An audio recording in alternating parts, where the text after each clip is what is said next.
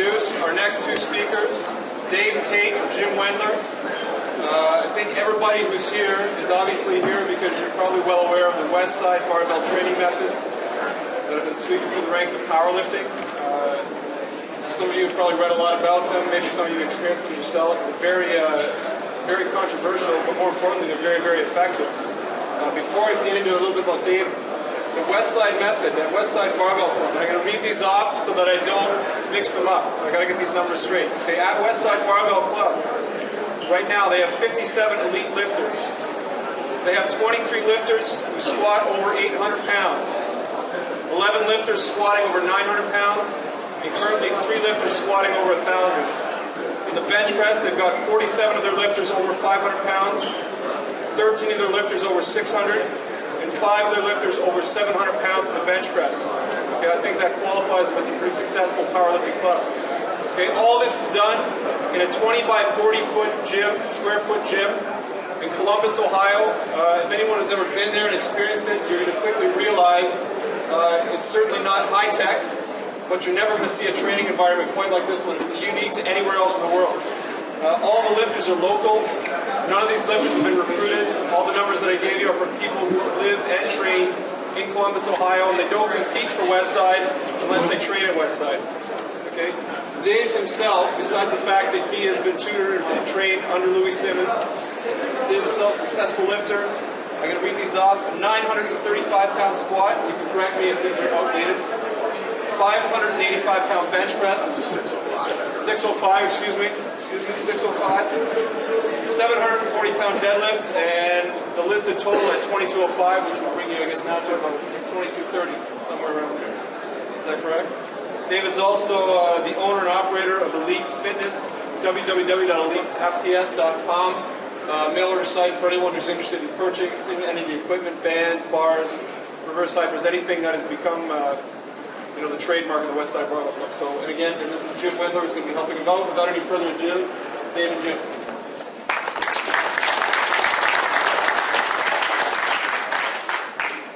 Thank you. Like he said, my name is Dave Tate. I'm from Westside Barbell Club.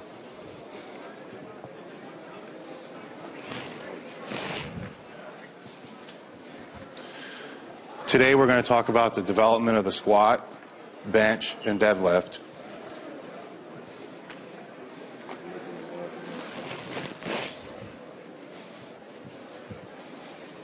Using force training methods. Now, if I went about this seminar this way all day long, it would be tired and boring. That's how I trained for many, many years. I would walk over to my training program, see what I had to do next, and then I'd come over here and I would do my set. Then I'd walk over there again, see what I had to do, and go back over and do my set. That's how we were conditioned to train. The program was wrote for you, and then you just stuck to that training program. Through the years, I realized you have to be what I call audible ready, which means you have to be able to adjust your training program on a dime for you to become a better lifter. I also learned you take the training log and you throw it in the trash. Now, one of our lifters has a training log because they have to learn to train themselves and not have a workout book dictate what they're supposed to do. They will write down what they do afterwards, but the book's not going to tell them what to do. They come in our gym with a training log. First off, they're going to get ridiculed. Then it's going to get thrown in the trash. Then they're going to get ridiculed. Then they're going to get ridiculed. And then they're going to get ridiculed. Because the key to training is to learn how to train yourself. And that's part of what we're going to speak about today. Most of the seminars that I do, I always have the same tagline called Advancing Force Training into the 21st Century. The principles that we use is about developing force. Not power, not strength, but force. There's a difference. If I was to try to jump on this pedestal and I'd try to do it slow, how high would I go? Not very high. If I tried to jump as fast as I possibly could, I would get higher, correct? So you need to learn you have to train for speed and for strength. That's another thing that we're going to talk about today as well. One question I have for everybody in here before we get started. Actually, there's a few questions. How many people in here have squatted over 200 pounds? Put your hands up in the air high where I can see them. Keep your hands up. How many have squatted over 300? Drop your hands if you haven't. 400. 500, 600, 700. Okay, now the question I have for you, for the people that squat over 550 or 500, how much more did you have to learn about squatting now that you squat 550 to 600 compared to when you squatted 300? A lot? None? Would everybody agree that you'd have to know more? My question to you is, why are you going to listen to somebody who can only squat 300 pounds to try to tell you how to squat?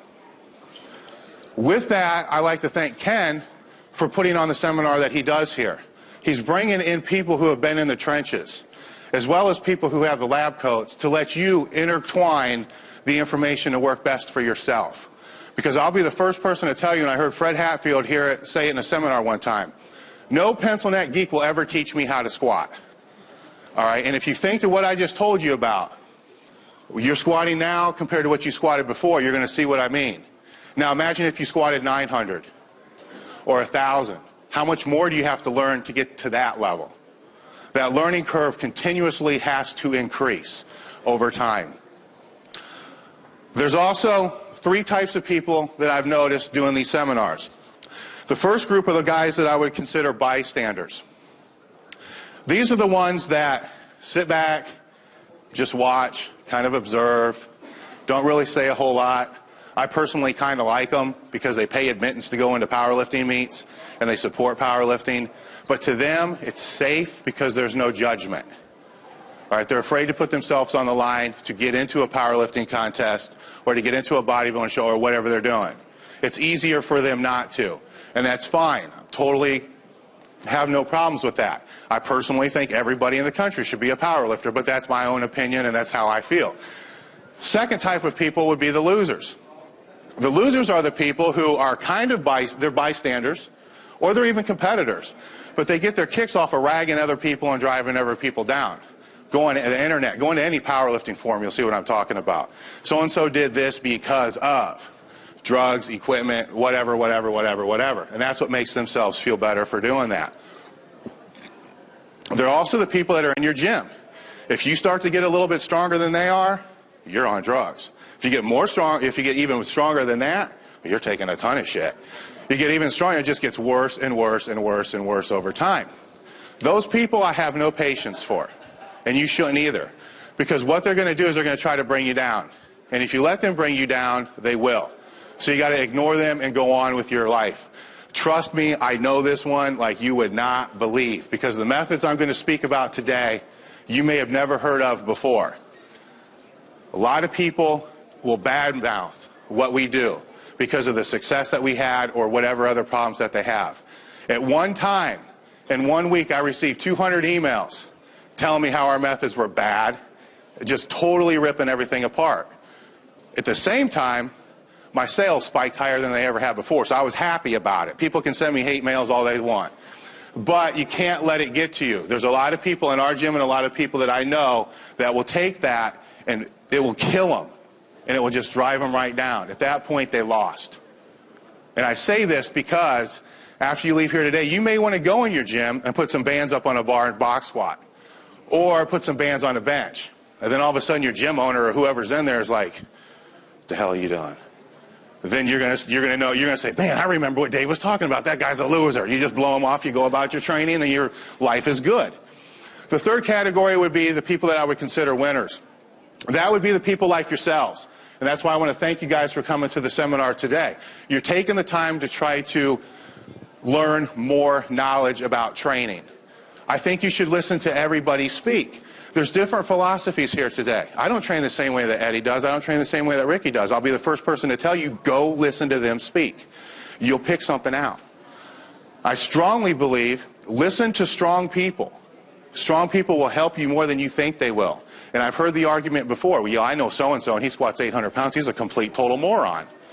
Well, take him to dinner and talk to him about squatting one time. Moron or not, you're going to walk away with 1 or 2 things you didn't know before. Because he didn't squat 800 pounds just being a total moron. You know, there's something that he figured out along the way. And they can help you. So try to learn from all different training methods. That's what we do at Westside. We steal from everybody. And throughout the day when I talk about different methods, I'll tell you who we stole it from. And then we're going to pull it in. And you're going to say, well, you didn't do that 3 years ago. Well, that was 3 years ago. We stole more stuff. Okay? That stuff wasn't good anymore, so we had to go find more stuff to steal. You know, so I'll listen to all these guys when I go to the conferences and when I go to the powerlifting meets. I'm going to brainstorm with every single person. I want to find the guy that hates my guts. I want to find the person that hates the way I train. I want to talk to him because he's going to be more honest with me than somebody else would. You know, the guy that sits there and says, oh, your stuff's great, man, it works excellent, I got real strong from doing it, that's fine, congratulations, you know, thank you very much. I want to talk to this guy over here, your stuff sucks. Good, tell me why it sucks. Then we'll start working, because then I can pull from that information to make the system better. So, no matter who it is, what the principles are, listen to them. If they're stronger than you, listen to them. If you're in a gym training by yourself and you're a competitive powerlifter, and you're squatting 250 pounds, and you're dead set on doing a West Side style of training, but there's a group of guys over here that are all squatting over 6, and they don't train that way, train with them. You'll get stronger just being in that environment. How many people in here are powerlifters? How many people in here do West Side's training? All right, how many people will agree with what I just said? Okay, perfect. The whole system of strength training is very simple. Get stronger. That's why it's called strength training. It's very simple. Now, this brings me on to what I call training paradigms. This also brings up a lot of the things I was just speaking about. I run a lot of seminars out of Columbus. If I was to bring you guys into Columbus and send you a map of how to get to Columbus, but the map was titled Columbus, but it was actually a map of Cincinnati. You're going to come into Columbus, you're going to start driving around, and you're going to say, damn, this don't look right. And if you're anything like me, you're going to drive for like 15 more minutes, and you're not going to do anything until you're squeezing the steering wheel like this and screaming at your girlfriend or wife, you know, what's going on? Then you're going to call me, and this is the same dialogue that happens with coaches and trainers or training partners or whatever. You're going to call me and say, Dave, something's not right. I'm going to say, you know what, did you read the map? You're going to say, yeah, I read the map. Well, maybe you want to read it again. You didn't read it good enough. Okay, you prick. You know, hang up the phone. You're like, here, read the map. And you have her do it, or you read it. And you're studying it, and you're studying it, and you're... Doesn't make sense, but you keep driving. So now you think, I have a problem here. I'm not going to call Dave, though. I just called him. He told me to read the map again, so I don't want to go to him. The athlete's not going to want to go to the coach. You're not going to want to go to the guy that just blew you off. So you're going to go to somebody else. You're going to pull in, gas station, you're going to ask them, does this look like... They have no idea what it is. They don't know what you're trying to do. Like, this doesn't make any sense. Doesn't look right to me. And you're like, this guy's an idiot. You know, so you're going to go about your business, drive around again. Then you're going to start thinking, all right, fine, I have to call Dave again. So now you're going to call me, but the second time you call me, I'm not going to be as polite as I was the first. Like, what, are you an idiot? I gave you the map. We're starting at 9 o'clock. You have 15 minutes. It's right down the road. Get in the car and get here. We'll wait for 10 minutes, then we're starting. Okay, you know, so you get off the phone. So now you think, it's me. Okay, the athletes are going to think, it's me. Maybe I'm not motivated. Maybe my passion's not there. Maybe my heart's not there. So then you go to a Tony Robbins seminar because it's right there. You read a Tony Robbins book. Now you're fired up. And you get out there and you're going 100 miles an hour down the interstate. The problem is, you have the wrong map. All right, you're playing around in the wrong map. The same thing happens with training. People get set in their way of training, and they have their blinders on. And when somebody comes at them with a different style of training, they don't want anything to do with it. Don't want that. This is what you got to do. So in their own map, they're going to play around with sets, reps, exercises, or whatever it is, and not look to go outside of there. When you learn, and that's a paradigm. A paradigm is your way of looking at a certain situation. When they learn to start looking outside of there, which is why I said listen to everybody. When you start looking outside of there and pulling in, then you start making better progress, because you're taking in ideas from everybody else to make you better, and your map becomes a better map. The other way to explain it in a little more simple terms, powerlifting terms as I call it, because we have very short attention spans, a fly on a window in the summertime. You watch this fly. He wants to go outside. He has a goal. There's where I want to go. Bam, bam, bam, bam, bam, bam. He's knocking against the glass over and over and over again. This stupid fly will keep knocking his head against that glass. You come back the next day, there's like a dead fly on the floor. Not only that, he's got like 10 buddies he took down with him. Meanwhile, just over here, there's a window that's been open for 2 days. But yet, he's set, here's where I got to go, and doesn't want to look outside of that range. Why does this happen? You know, there's been a lot of psychology and a lot of studies on this as well, and I can prove it to you in 2 seconds. Everybody cross your arms. Cross your arms. It's not going to kill you. Undo them. Cross them the other way. Okay. Now, if I told you the rest of your life you have to cross your arms that way, you couldn't do it. You'd have to make Post-it notes and stick it on your forearm, stick it on your refrigerator, all over the place. Why is that? People are resistant to change. They like things being comfortable as they are. And when you start trying to change things, they get uncomfortable. That's a very, very simple example of what I'm talking about. Now, the change I'm talking about is, let's look at changing your whole entire training program. That's a little more complicated than crossing your arms, especially for lifters that are better lifters. It was the hardest thing in the world for me to do. I hate's a strong word, but it was pretty close, Louis Simmons and the way that he trains for 15 years. I grew up in Ohio. I knew who he was. He always went out of his way to help me out. He always went out of his way to try to make me do box squats and all this other crap. I went to school to be a strength coach. I studied exercise physiology. Everything he talked about I couldn't find. I swear to God he made it up. And I'm like, I can't do this stuff. It doesn't make any sense. There's no way. And I fought it, and I fought it, and I fought it. And I used the classic Western method of periodization. And I achieved my first elite total in the 220s, 242s, and 275s by doing that. I got up to a 1955 total in the 275s and got stuck for 6 years. When you get stuck, that's when injuries start to happen. And I wouldn't change a thing because I was a stupid fly. Hit the window, hit the window, hit the window.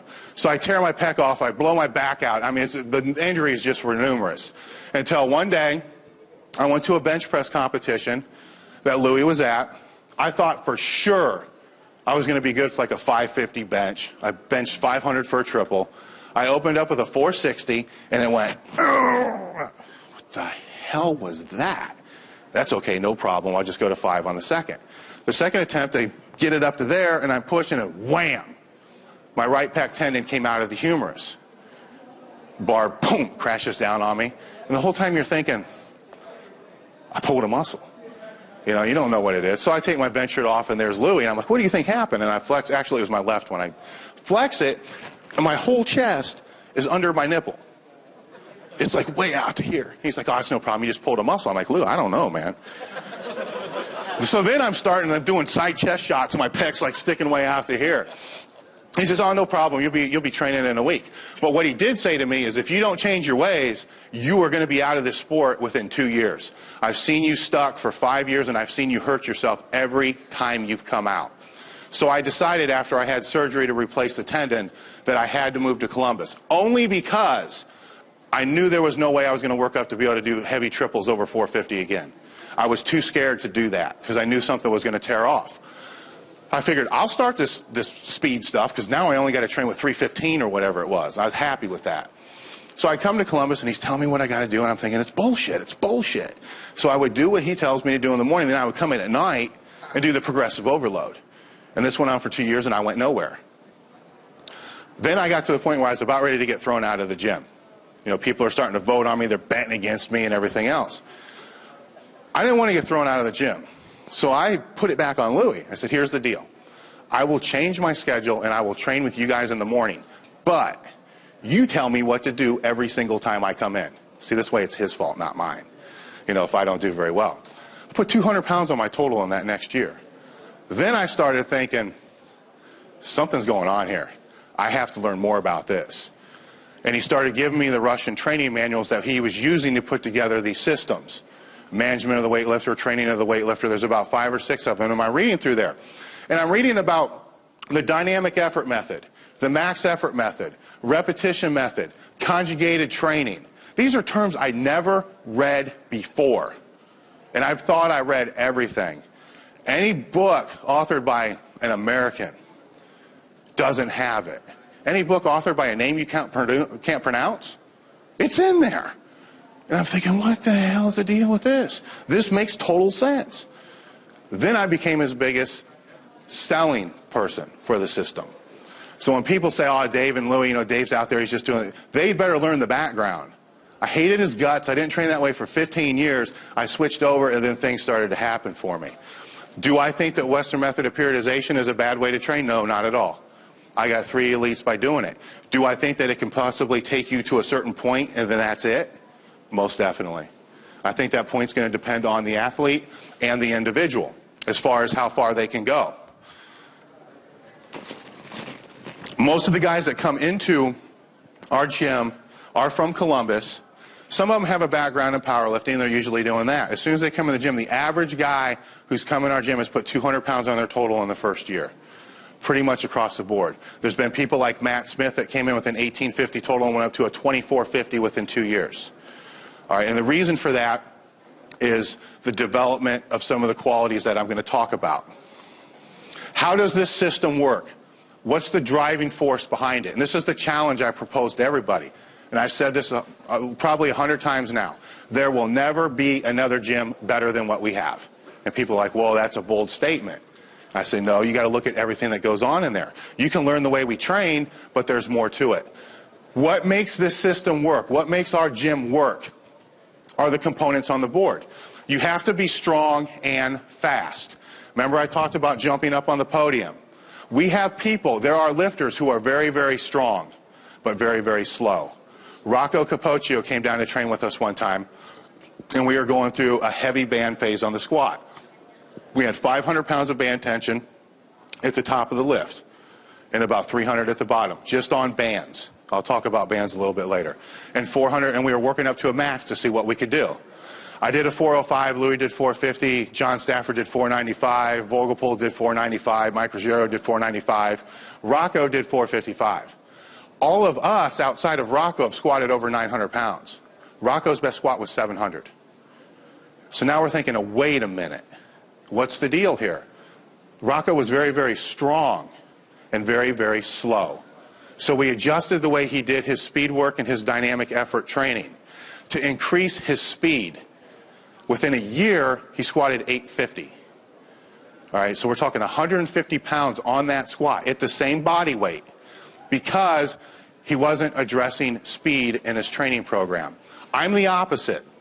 On dynamic work, I'm very, very fast. Jim is very, very fast. On max effort work, I suck. I'm terrible. I can't hang with a 700-pound squatter. So I'm very, very fast, but very, very weak, where he was the opposite of that. So you have to determine what the athlete is and how they're going to be trained to get them stronger. Those two components we're going to talk about in detail. Okay? So those are the two biggest things with our training. Third is coaching. We have one guy, Louis Simmons, who's in charge of everybody that's in there. What he does when he coaches us, he does not write us programs and he does not tell us what to do. He makes us aware of the training principles and how the system works, and then we teach each other. He doesn't have to be there. Half the time I don't want him in there, all right, because he drives me nuts. But I can put any one of our lifters up here and they can tell you how we train to the T. And that's a testament of a good coach. That's what's not happening with strength and conditioning in the United States.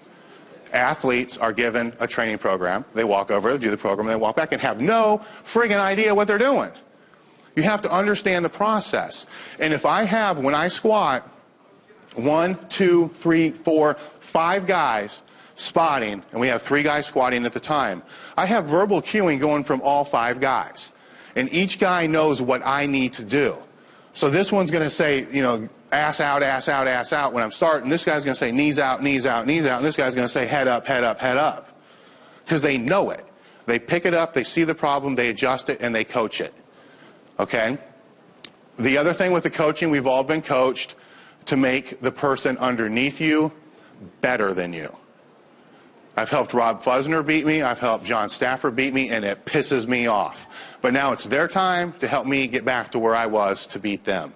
And there's absolutely no competition in the gym in regards to that. If you get beat by somebody from our gym, that's fine. If we get beat by somebody outside our gym, that's fine. We don't care. We don't care where we place or what we do. All we care about is what did you squat? What did you bench? And what did you deadlift? And was it a record for you? If it wasn't a record, we got to adjust your training. Something didn't go well. So let's worry about the personal records first before you worry about your trophies. Our guys don't even take trophies home. We tell the meet director beforehand, you know, thanks, it was a great meet. We're not going to pick up our awards. You can just save the money on them because we don't want them. The one APF Senior Nationals, one of the first ones I went to with Westside, we had 7 or 8 guys place in the meet. And I had a 3rd or 4th place, I forget what it was. I had a trophy, and I'm like, Louis, what the hell am I going to do with this stupid trophy? Because I picked it up, I didn't know. He said, well, take it up to Waddle's room. I take it up there, and I'm like, where are the trophies? They're all under the bed. Every single one of them.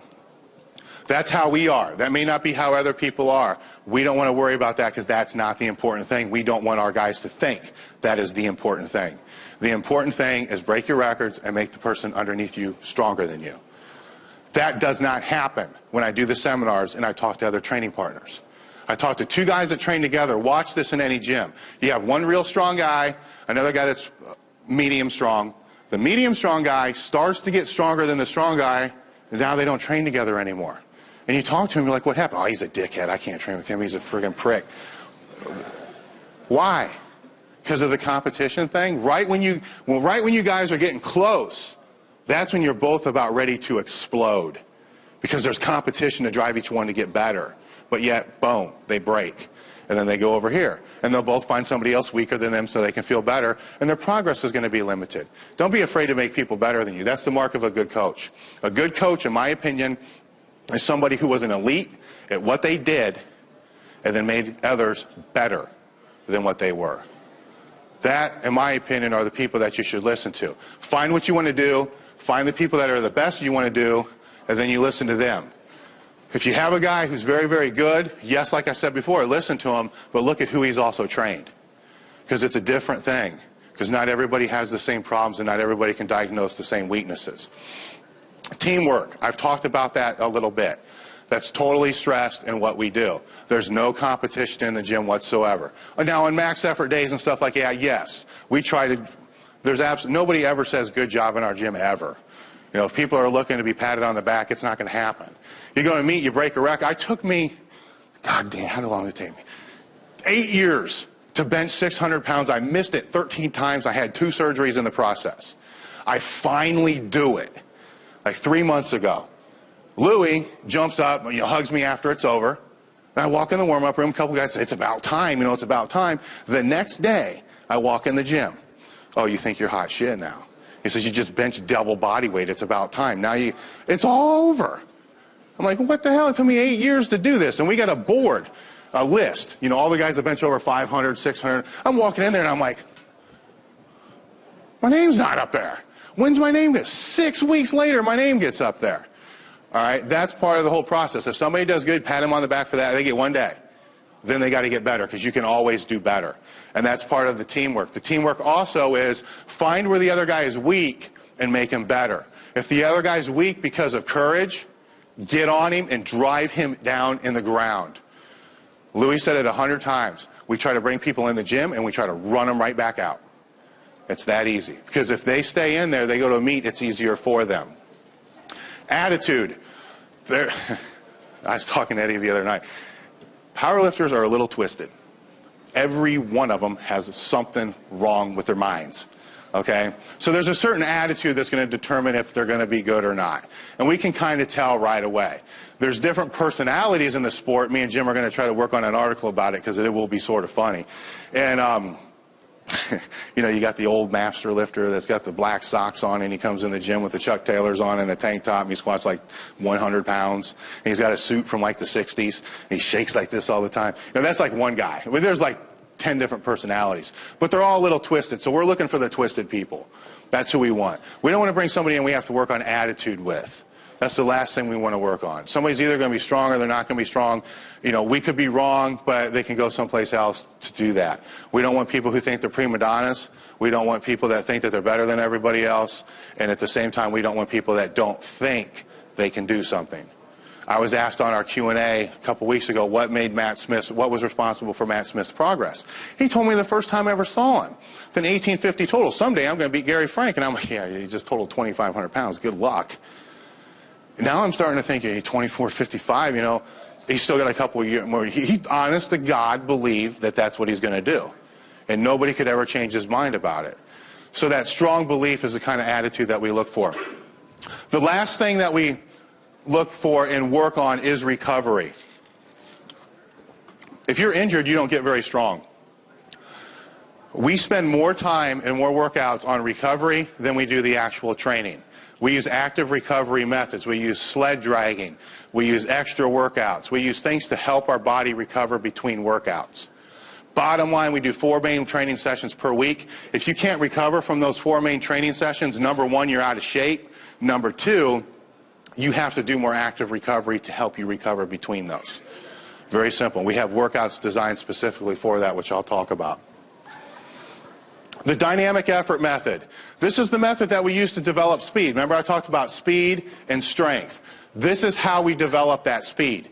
We train with sub-maximal weights, and I'm going to give you our exact squat cycle in a little bit. But a basic definition, to develop the most force, you're going to look at between 50 and 70% to develop that force. Anything heavier than that, the barbell moves too slow.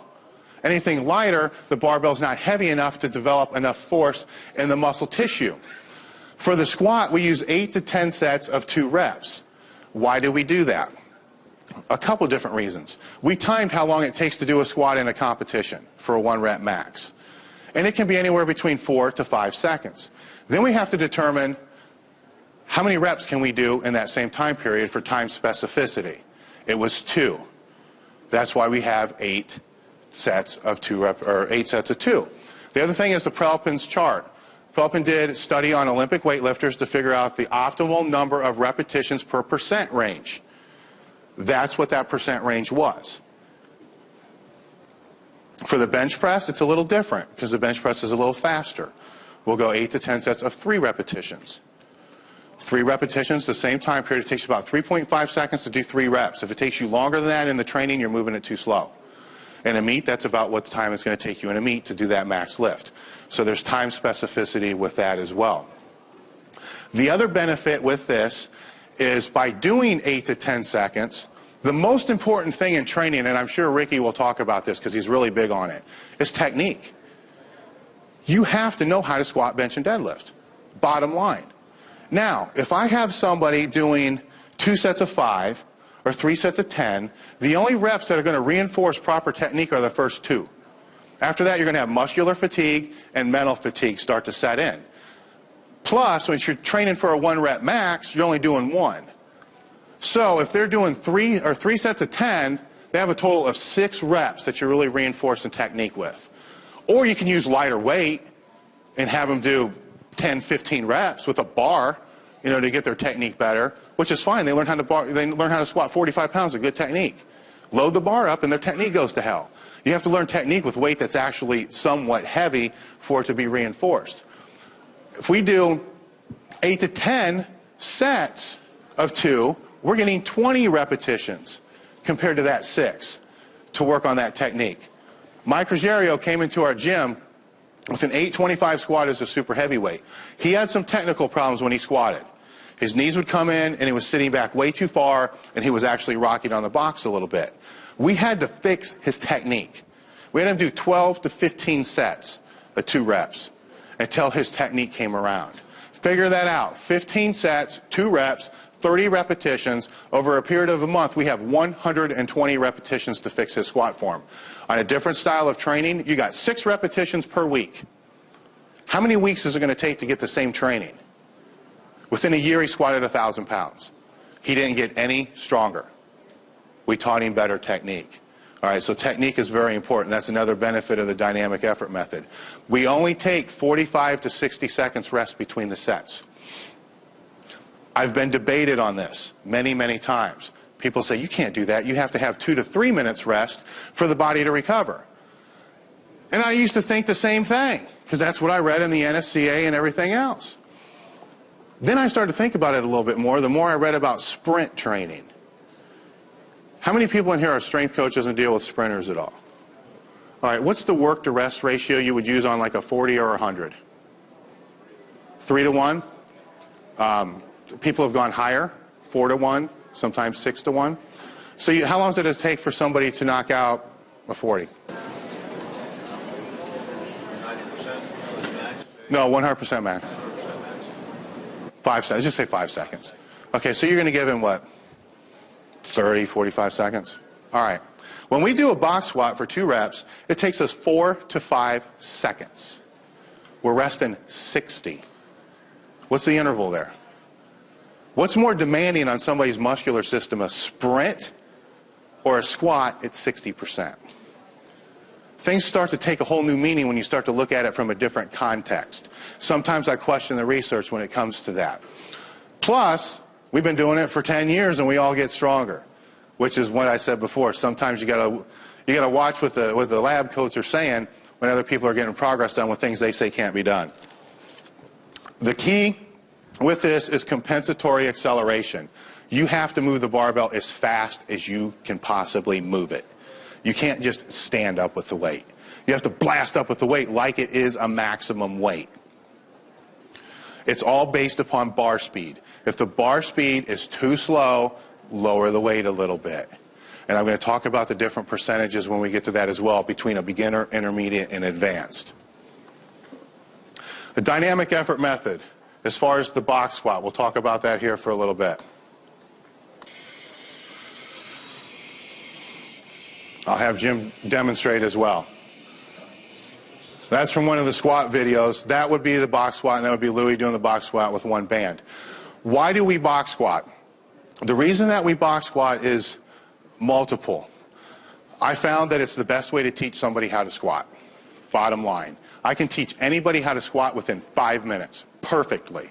And pull the box out, they will squat perfectly. It breaks the eccentric concentric chain. So we're teaching people to explode out of the bottom of the hole. That's where you need the force and the power from, is out of the bottom of the hole. Kinesthetic awareness. People screw up their squats most of the time in the hole. They go down and they get buried in the hole because they don't know how to come out of the hole. When you squat, you have to come out of a squat chest first, not hips first. If you come off the box hips first, what's going to happen? Your chest falls forward. That weight's getting dumped forward and you have to do a good morning to come up. You fire out chest first, now the barbell comes out in a straight line. So I'll have Jim demonstrate a squat. I'm just going to talk you through the technique here really quick. Jim's squat, by the way, after he started doing this stuff, went from a 500 to an 850 in 2 years. Okay.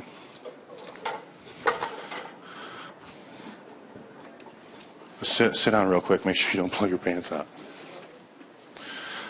Okay. When you box squat or when you squat, the form's basically identical. Go ahead and get your butt back. Okay. You want to have lower back arched.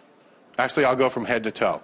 You want to have a tight grip on the bar. This is a short bar for him, so he won't. Don't even force it. So he won't even do it. You want your shoulder blades pulled together as hard as a rock. That's going to stabilize where that bar is. You want your elbows under the bar. Your elbows come behind the bar. What's going to happen to the bar? It's going to go forward. You want the bar to come up in the shortest distance possible. So the back's tight. You want the hips tilted back. You want your ass back as far as you can because you want to sit back, not down. You want your stomach as full of air as possible.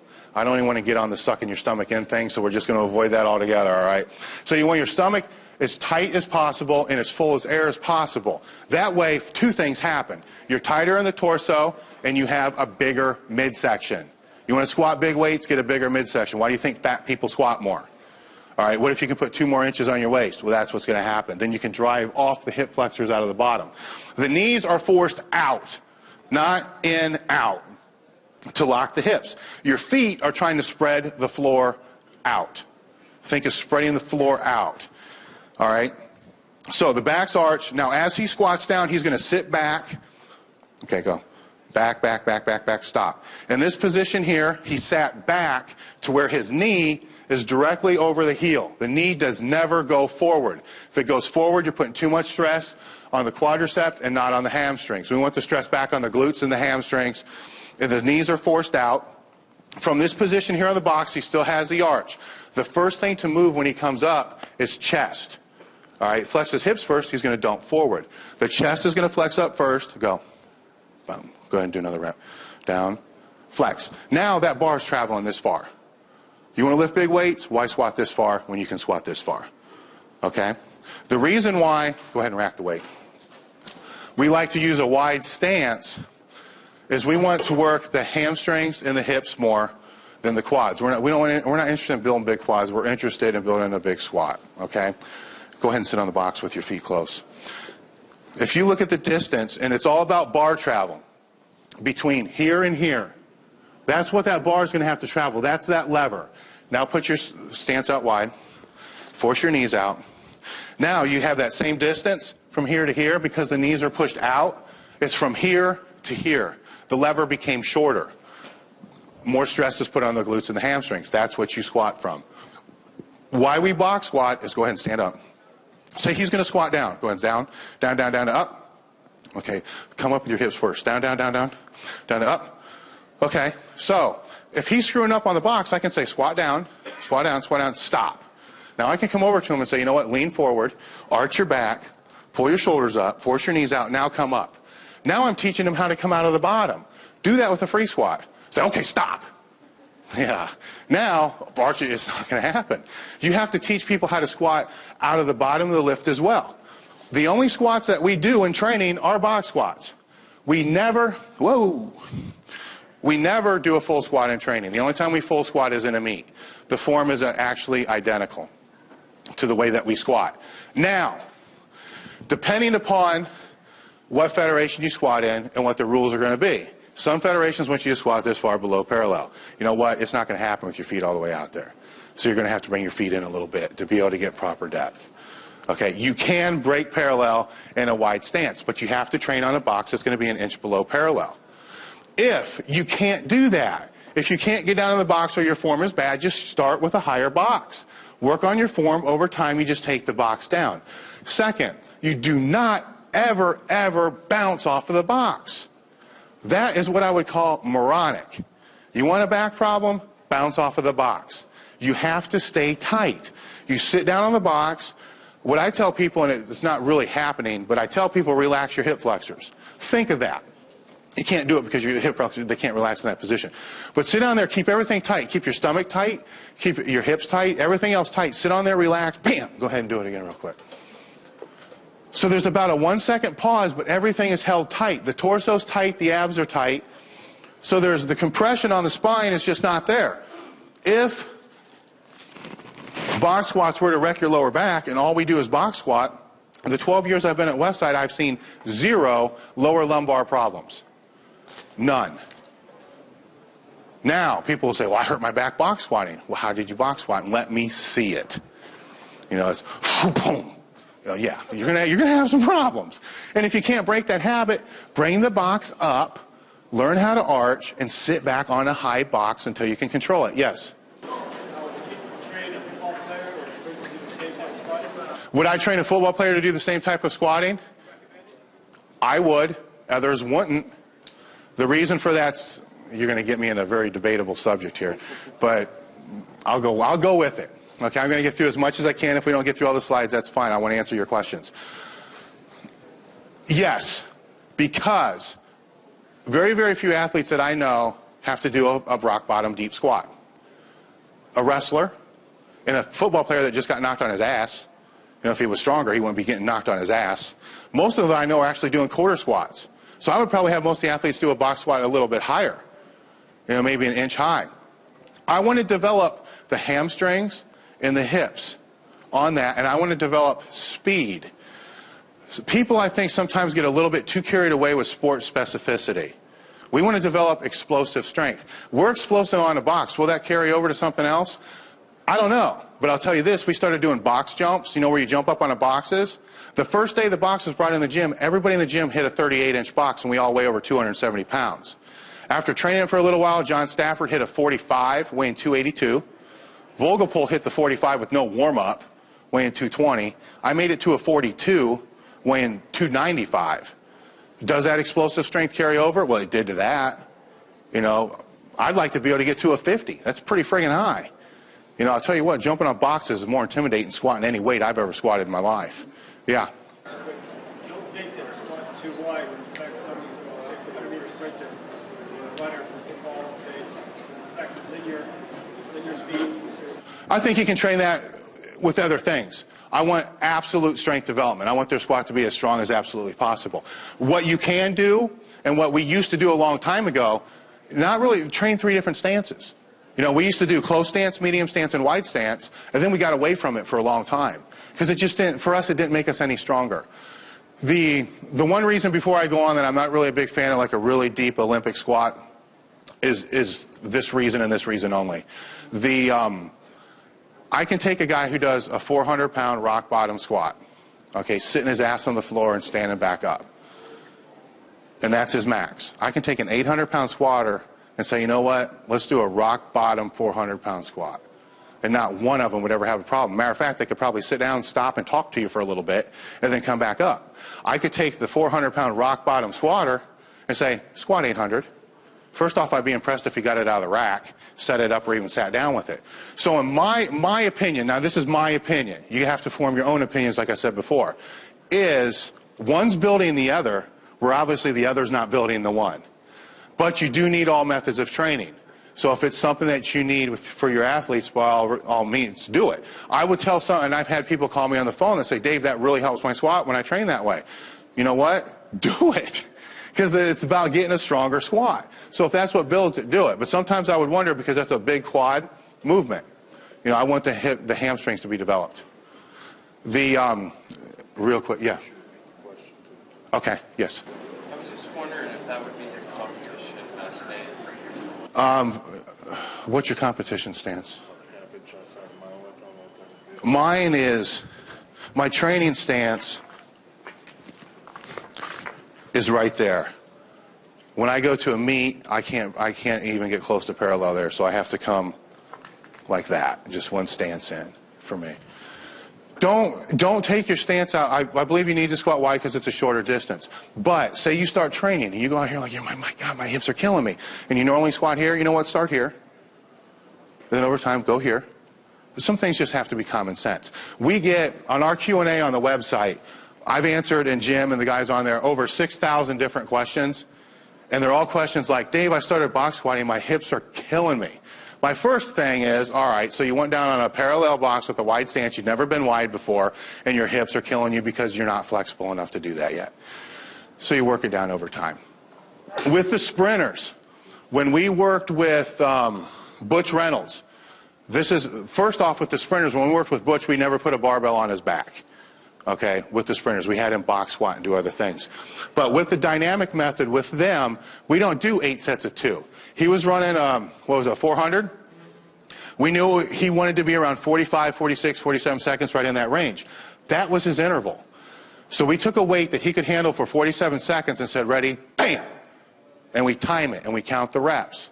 Then we would give him 2 times rest period, and then go again. As soon as he couldn't match those number of reps, he was done. And then the next time we did dynamic work, we tried to get more sets. Yes? How do you explain the velocity of hamstring going around, leg whipping around, transferring that to the arm? How do you explain what now? The hamstring, the sprinter's moving his leg around, moving at 80 kilometers an hour. Yeah.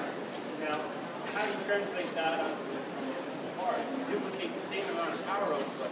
You don't duplicate it here, you duplicate it with something else. What would that be? What did we do with Butch? We did, I got to think back now a little bit, because we've only worked with really one sprinter, so I'm Charlie Francis, those are the guys to talk to about sprinters.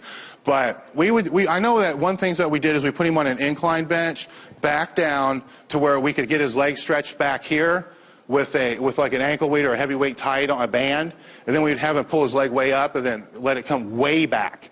You know, so he's getting from this range of motion back up with his back supported, so it was just the hip extension. I know that we did that. The hamstring work, what we did with him, because he had a bum hamstring, tons and tons and tons of glute ham raises. Tons of them. Every workout he was hitting the glute ham raises. That was controlling his hamstring. And basically what happened with him is he disappeared for a month before the Olympics, and then he came back and he blew his hamstring. You have to keep up on that stuff, especially if somebody's prone to that. As far as sprinting, I'm not an authority on that. There's, like I said, Charlie's very good at that. Another good person to try to get a hold of would be, there's a lot of good people here. A good friend of mine named Martin Rooney out of Parisi's school in New Jersey is excellent in this kind of stuff. He's taken a lot of our principles and he's applied it to sprinting and speed and agility and training work for the football players and sprinters that he works with. So if you like, I'll be around tomorrow and he's here. I can introduce you to him and you can ask those kind of questions to him. I just wanted to comment on how you did it. I mean, obviously everybody has different opinions. Yes.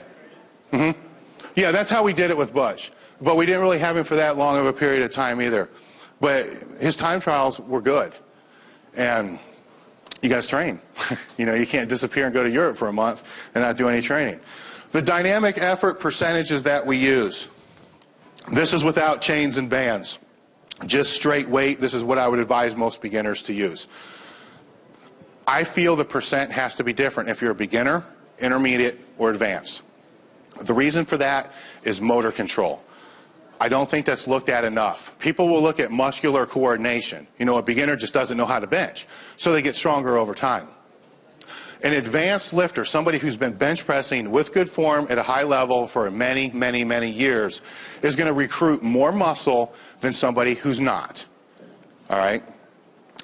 When George Halbert benches, 688 at 198, okay, it's a freak bencher. When he benches, he's probably using his toes, his calves, his legs, his fingers, his neck, his eyeballs, and ears. He's using everything, and it all goes, bam, right at the same time. George can train with a lighter percentage and fatigue himself more than somebody who's a beginner when they bench, instead of everything firing at one time, it may be pecs, triceps. Or it may be legs, pecs, triceps, legs, and it's just all sporadic. It's not hitting all at one time. The example I use of that is I used to train a soccer player who never really worked out before, a female soccer player. And I had her just for kicks work up to a 1 rep max to see what it was going to end up being. It was 85 pounds, 95 pounds. I said, all right, we're going to go down to 60% of that. No, it was 100 pounds. So we went down to 60%. I said, I want you to do a set of 20. Boom, boom, boom, boom, boom, boom, boom. 20 reps, you standing there and waiting for the next set. It's all right, you know, we did 5 sets of 20. Then I thought, you know what? If I did 60% for 20 reps, first off, I'd be lucky to get 20. Then I think I would be on the floor for 15 or 20 minutes after that if I didn't throw up in the process. Why is that? It's the same percent. I'm using more muscle. I'm recruiting more muscle. So that has to be taken into consideration when you're trying to determine a percent you're going to train with. Because if I had her train at 50%, it's not enough weight to even stimulate it because she doesn't have the motor control or the coordination to use that yet. So for a squat cycle of 4 weeks that we use a pendulum wave. It goes up and it goes right back down. For an advanced, or we'll go with the beginner, for a beginner, it would be 60, 65, 68, and 70% of a 1 rep max squat for the 8 sets of 2. Being a beginner, I may take the sets up a little bit to get more first repetitions in there. Now, these numbers that I'm presenting to you are based upon powerlifting maxes with equipment. So if you're going to take this off of a raw max or a max without equipment, add 5% to every one of these numbers because we get a carryover with the equipment. The intermediate, 55, 60, 63, and 65. The advanced, 50, 55, 58, and 60. So there's a little bit of a difference in the percent for what I was talking about. You warm up, you hit those percents. Yes? Sure. What were you saying, the calibrating this with equipment versus not? Yeah, these numbers up here, when we present our numbers, because most of the time we're presenting them to power lifters. Every power lifter knows what their 1 rep max is because they did it in the last meet. And that was with equipment. When you're wearing a squat suit and knee wraps, you're going to squat more. Right? That's part of the reason of the wearing the stuff. So if you're going to base this on a max that you have, but you don't wear any of this stuff, you're going to want to adjust that. So if I was in a competition and I had my max, these numbers I'm basing off the max with equipment? Yes, yes. But I'm trained without the equipment. Yes, you're going to base this, yes. When we train our box squat, we train with a light suit on, straps down, and a belt. The reason that we use the belt is because we want to teach our guys to fill their stomach and have something to push against. And that way we can get them to fill the gap. We wear the belt a notch loose. When I get to the max effort exercise, we don't wear any equipment at all.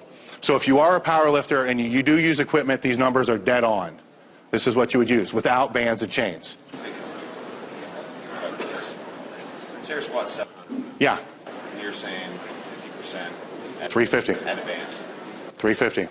Now that's, you're saying at that point with just the suit and straps down, just the belt. Mm-hmm. You would use 350 for 8 sets of 3, and you're going to blast off of the box as fast as you can. You're going to sit down and bam, you're going to explode up like it's 700 pounds.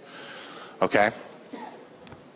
And these change when you start messing around with bands and stuff. The dynamic bench press.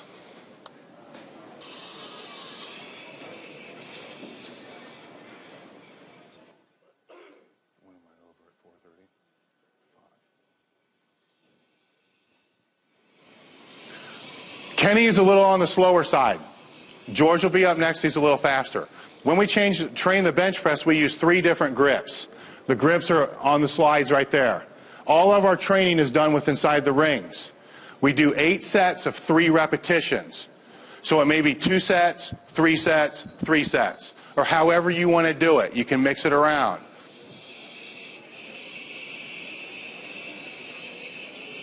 George's weight there would be 315. George is probably the most explosive bencher I've ever seen in my life. He's the one that did the 688 at 198. The bench cycles, we use a smooth wave. It doesn't pendulum. It's the same weight all the time until you bench more weight. That's what we found worked best. We tried to cycle it. You know what? It didn't work as well. For the advanced guys, we go at 50%. Intermediate, 55.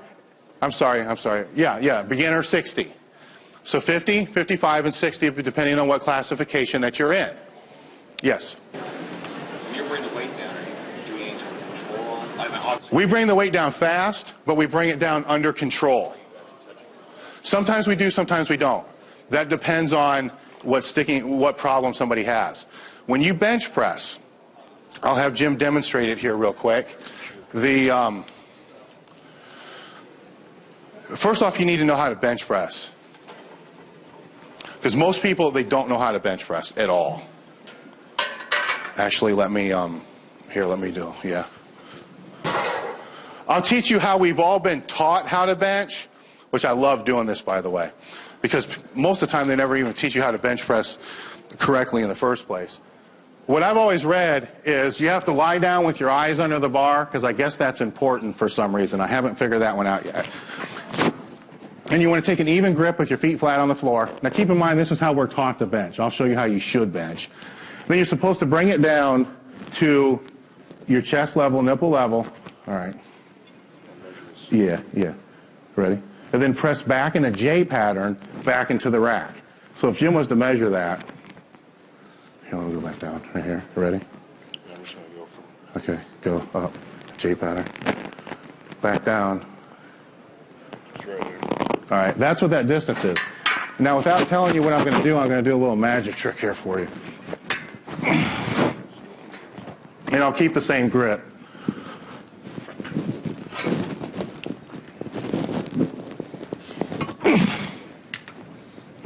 This is where he was before, right here.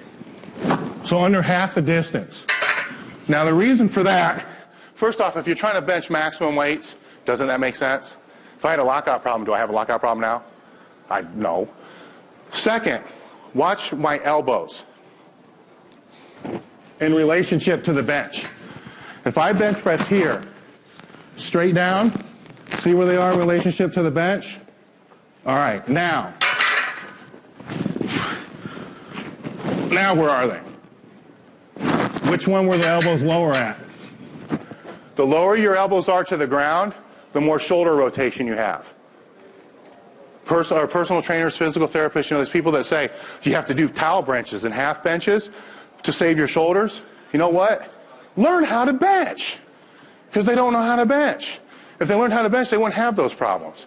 That's why most people have shoulder problems, because of the over rotation. Now, what did I do?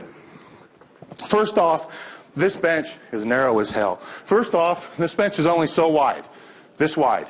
I'm this wide, all right?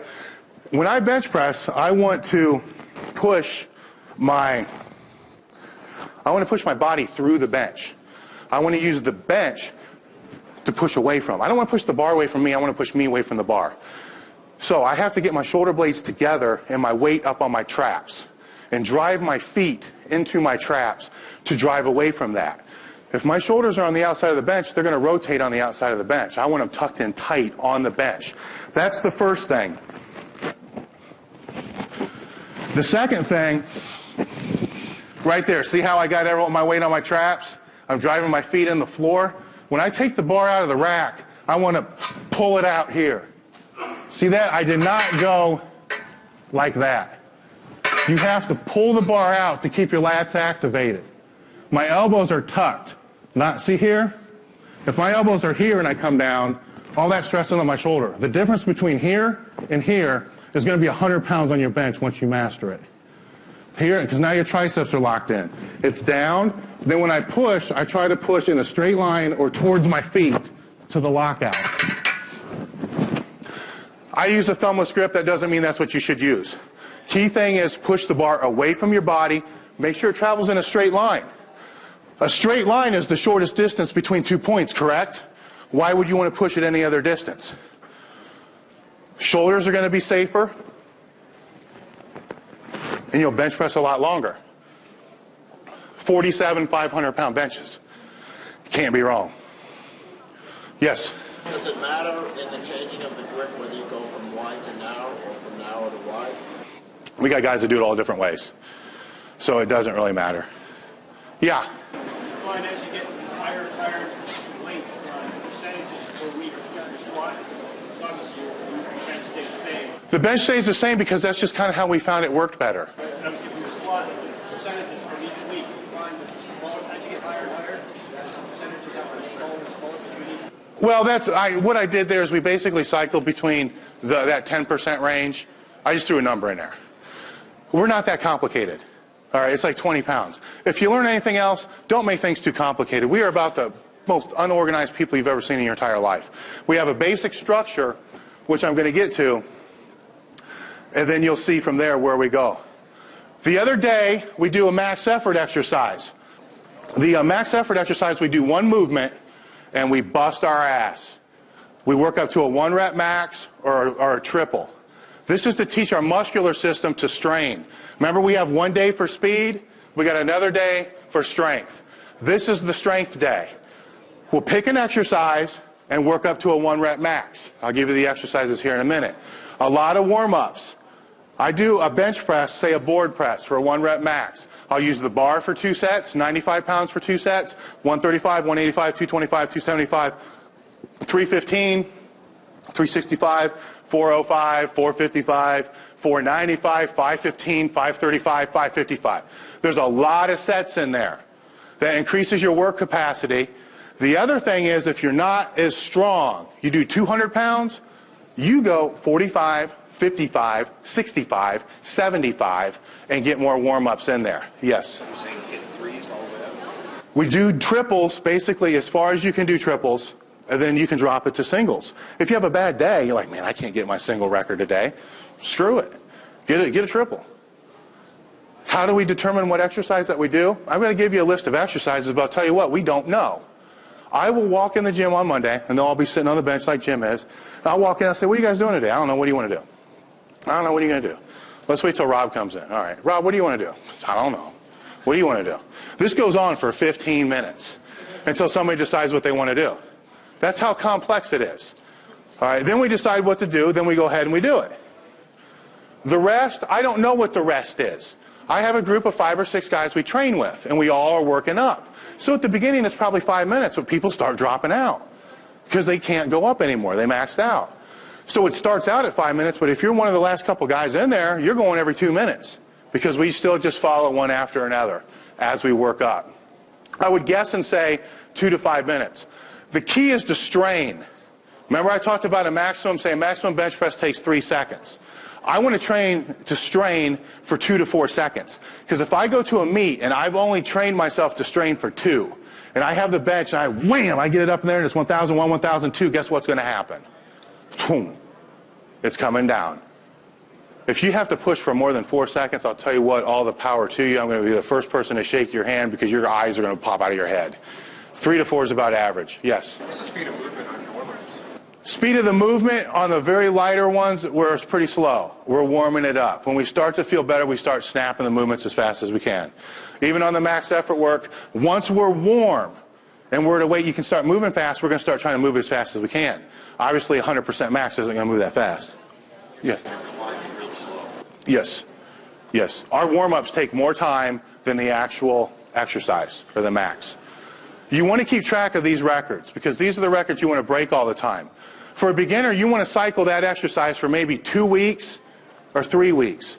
The advanced guy is going to change that max effort exercise every single week. Muscularly and neuromuscularly and motor control-wise, he's not going to be able to break his record for 2 weeks. Your goal is to switch that exercise every single week. For the lower body, we either use a good morning, some type of deadlift, or a low box squat. Those are our 3 groupings. And there's a lot of subcategories of those groupings. Some of the exercises we would have would be deadlifting off of a platform.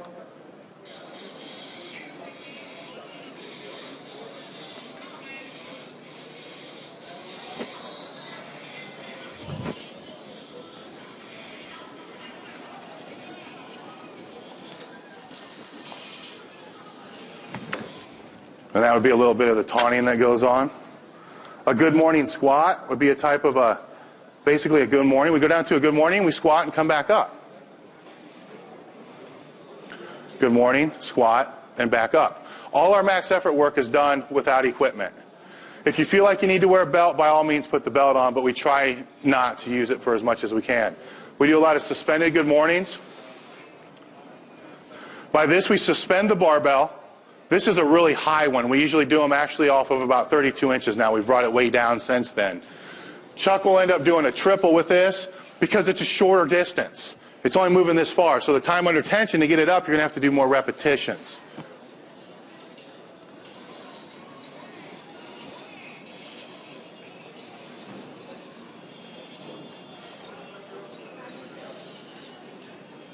As far as good mornings, we've had guys in the gym do over 700 pounds in the good morning. A 500-pound good morning basically sucks. So if they have a good morning in that range, we know that they have to bring it up. A good morning, from what I found studying the guys and running the numbers, is about 60% of what they're going to squat. Yeah? Find that guys who can't squat properly, they can do more good mornings. Yes. Yes. If we find the problem, say their good morning's bad, we don't look at the good morning's bad. We look at what about this good morning is holding this guy back. Because the choice of max effort exercises isn't going to make the difference if they're going to get stronger. What muscle's keeping that good morning from being better? And if it's the lower back or if it's the glutes, we're going to push up the lower back and glute accessory exercises. Say we'll have him do, say a guy deadlifts and he can't finish the deadlift. We're not going to have him do more deadlifts. We're going to have him bust on the reverse hypers. First thing we'll tell him is if you're doing 3 sets, you're doing 6 now. And you're going to do an extra workout per week for that reverse hyper to bring the glutes back up. We try to find the weakness and bring the weakness up. If I bench press and my pecs and my shoulders can bench press 550, but my triceps only bench 300, I'm benching 300. You bring those triceps up to 550, you're benching 550. You have a lot of muscles that are already prepared to bench a lot more than what you can do. You just have one that's holding you back. The trick is you got to find it. That's not the easy thing when it comes to sticking points.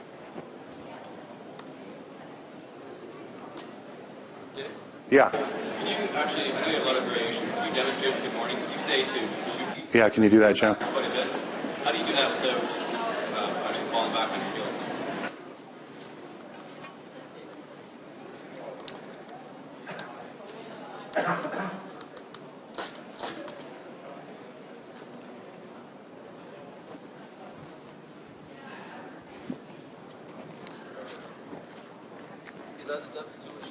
Go ahead and go again. Matt Smith goes really damn deep. Yeah, Matt will go lower than that, and his stance is about like this. He's done 725. That would be most of the guys' good morning right there. Are you, whether you use an arch back or a round back, that's like you say, Do an arch back good morning. Most people don't understand an arch back good morning. An arch back good morning is a really short motion. Right there, and then you arch the bar up. You try to take the hips out of it. An arch back good morning is not going all the way down. For a good morning, I say you need a neutral back. You don't want a super arch, and you don't want to round your back. You want a neutral back to do the good morning. I'm not a real big fan of trying to put your head on the floor. I think you go down till you feel your stomach hit your legs, you come right back up. I'm going to kind of break from the slides and knock the stuff out because we're going to run out of time, and I want to cover everything here. That would be the max effort exercise. So we have, say, Monday for us, our squat days. Is max effort squat day. Friday's dynamic squat day. Bench press Wednesday is max effort bench day. Sunday or Saturday is dynamic bench day. Those are the cycles that I presented up there that we use. The max effort exercise, like I said, can be a good morning or so forth. For the bench, we'll use a floor press, which you lay on the floor, bring the bar down, pause, and press back up. The reason we like the floor press is it takes your legs out of the movement. It teaches you how to press. It makes your pecs, your shoulders, and your triceps stronger without relying on the legs. Some people, when they bench press, will have so much leg drive coming off of their chest, they'll flex up to here, and then they get stuck really bad right here because they're not flexing with their triceps first from here to finish the bar out. So, boom, it falls onto their triceps. So you start having them do more stuff like floor presses to take that out, teach them how to bench out of the bottom with the triceps, then their bench goes up. That's why we like the floor press. A board press, we'll use 2x6 boards, have them on our chest, bring the bar down to the boards, pause, and flex back up. Yes? on the floor, are you doing it with your elbows in again? Yes, all benches are done with the elbows tucked. The board press, why do we do a board press? Well, the board press is sort of like benching to your body. The barbell comes into your body, and then you press back up. What you got to remember with the board presses and floor presses, there's different ways to do it. I'll have people say, man, all my max effort work went up, but my bench didn't go anywhere. What they learned to do the first time they did board presses, they went down, stayed tight, and pressed back up. Then they learned, hey, I'm stronger if I bring it down, let it sink, and then flex back up.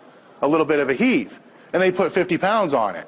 I don't care how you do them, but always do it the same way. So you know your records are the same in that they're getting better. The other max effort work we'll do for our upper body could be a close grip bench press. It could be band work, reverse band press. We'll suspend a barbell from the rubber bands. So on our chest it floats with 135. I'll get in a second. And then you press up and it starts to come off the bands at the top. So the bands help it get going. It's great for the lockout. Yes? How many boards do we use? It depends. We'll go on 2 boards, 3 boards, 4 boards, 5 boards, or 6 boards. 6 boards are really more for the lockout.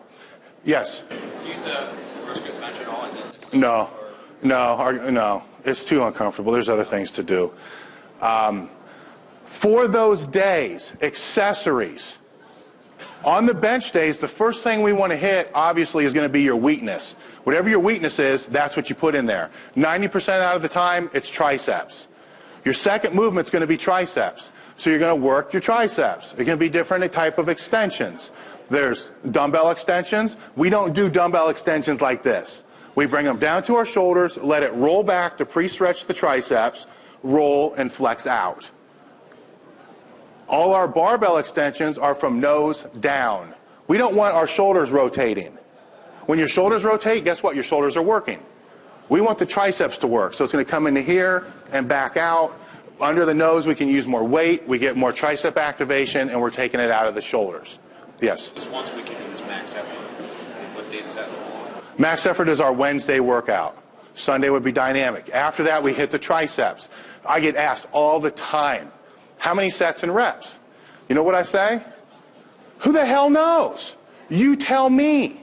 You have to take some responsibility for what works for you. And if you've been training for a long time, you know.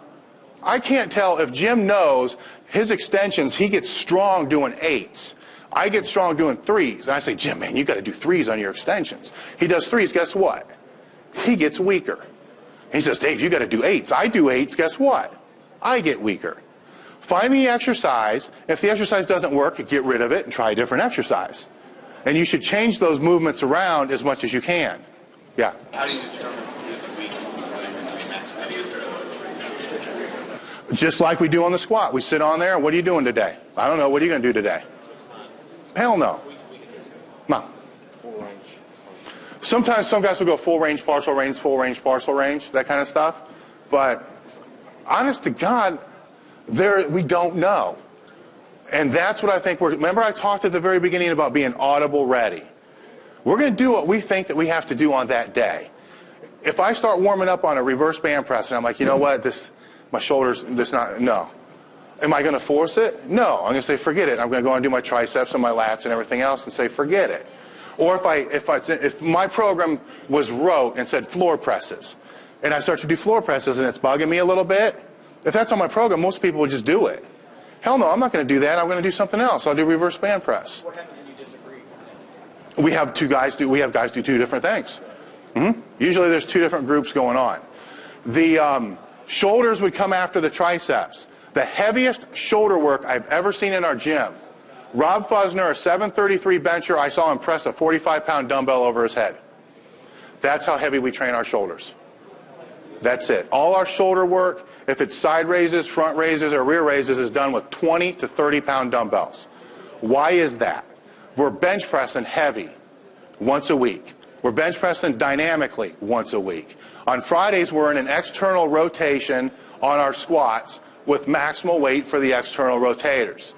On Monday, we could be pulling or squatting again, which is stress on the shoulders.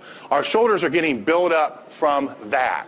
If we bang our shoulders to hell, we're not going to recover. Our benches are going to go down. We do need shoulder stimulus and shoulder training, but it's more endurance type of training than it is heavy shoulder training. We learned that the hard way.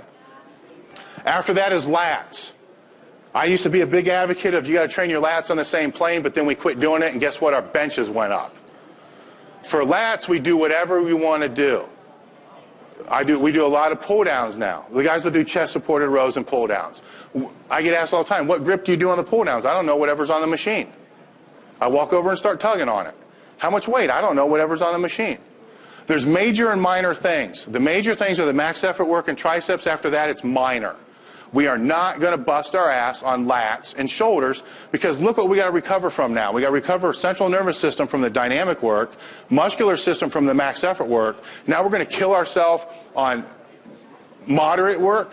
You'll never recover. Yeah. Do you ever try to match up how heavy you go on the tricep work to the max effort dynamic day? No, because it doesn't matter. Because if you're doing extensions after your max effort work, and say your extensions are down a little bit, is that because you're weaker or because you strained more in your max effort exercise?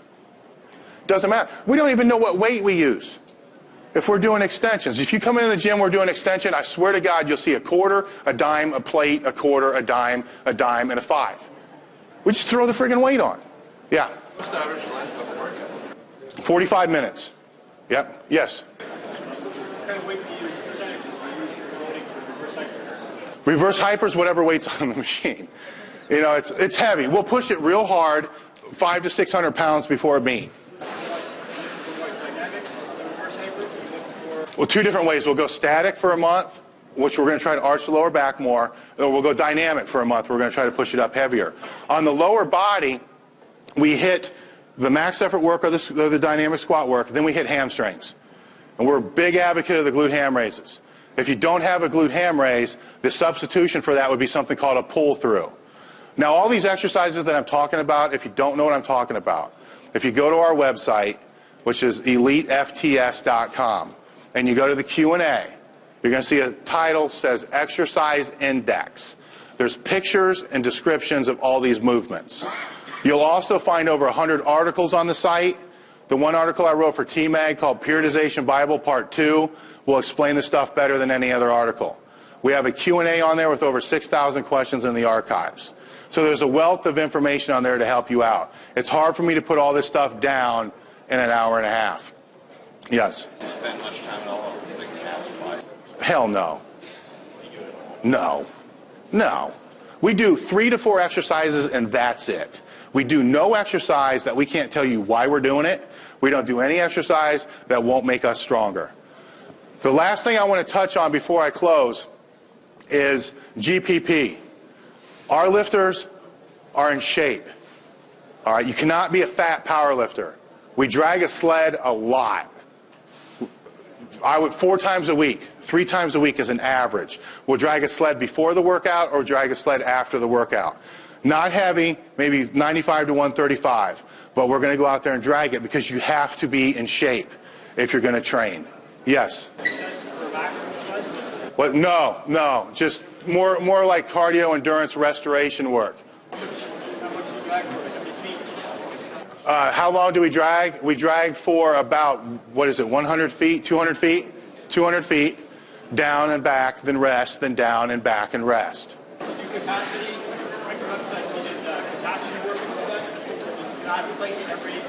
Yes, we do sometimes.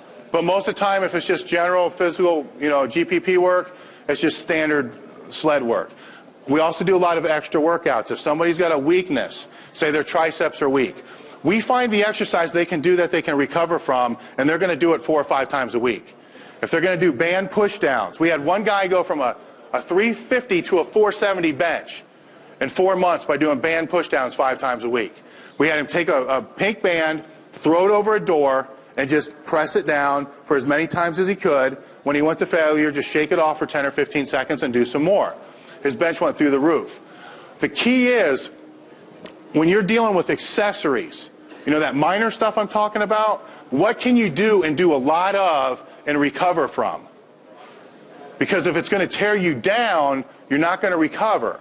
If you can do a lot of it, you can do more of it, increase that work capacity of that muscle to become stronger. The bands and chains have basically revolutionized the way that we train. I don't have a lot of time, I don't have any time to really get into it. But what we found really quickly is the bands accommodate resistance and the chains accommodate resistance. If we put chains on the barbell and we go to squat, you're stronger at the top, correct? So if I put chains on the barbell and you're stronger at the top, I'm going to accommodate that resistance. Which means if you can squat 600 pounds, you can probably squat 800 at the top. You sit down, the chains deload, then you stand back up so you get more weight at the top. With the bands, what we found, we put bands, big strong stretch bands on the bar. We stand up, we could have an extra 300 pounds of tension of band with the bar weight. And then as soon as we squat down, that band's throwing you down faster than gravity. So you have maximal eccentric tension. Then we sit on the box, our body still thinks that 300 pounds is still on there. So we're going to flex out of there like it's still there, but it's not. Louis termed this phantom loading. Every time we've gone through a cycle with the bands, the first guy that ever goes through it puts 60 pounds on their squat each time. There's an article on the site called Accommodating Resistance and another one called TNT Part 2, where the percentages will change on that. Training with the bands and the chains would take a whole nother hour and a half to go over. But I just want to let you guys know that's something that has totally revolutionized the way that we've been training. Any questions that you guys have, we're going to be around for the next few days. Just find us and ask us. That's really all I have for you. I think I ran out of time.